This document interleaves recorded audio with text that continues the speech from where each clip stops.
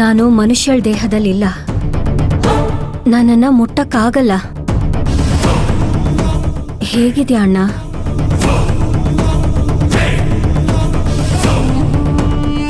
ಖಂಡಿತ ಚೆನ್ನಾಗಿಲ್ಲ ರಮ್ಯಾ. ನಿನ್ನ ಈ ಪರಿಸ್ಥಿತಿಗೆ ನಾನೇ ಕಾರಣ ಆದ್ನಲ್ಲ ಅಂತ ಪ್ರತಿದಿನ ಕೊರಗ್ತಾ ಇದ್ದೀನಿ. ಊಟ ಮಾಡಬೇಕಲ್ಲ ಅಂತ ಊಟ ಮಾಡ್ತಾ ಇದ್ದೀನಿ, ನಿದ್ದೆ ಮಾಡಬೇಕಲ್ಲ ಅಂತ ಮಲಗ್ತಾ ಇದ್ದೀನಿ ಅಷ್ಟೇ. ಬದುಕಬೇಕಲ್ಲ ಅಂತ ಇನ್ನೂ ಜೀವಂತವಾಗಿದ್ದೀನಿ. ಪ್ರೀತಿ ಬರೀ ಮಾತಲ್ಲಿರಬಾರ್ದು ಅಣ್ಣ, ಮಾಡೋ ಕೆಲಸದಲ್ಲಿರ್ಬೇಕು.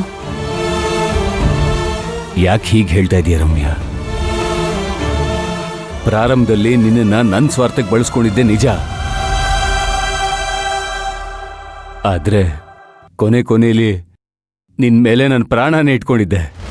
ಅದು ನಿಜಾನೇ ಆಗಿದ್ದಿದ್ರೆ ನನ್ ಪ್ರಾಣ ತೆಗ್ದೋರ್ ಪ್ರಾಣನ ನೀನ್ ತೆಗಿಬೇಕಿತ್ತಲ್ವಾ ಅಣ್ಣ?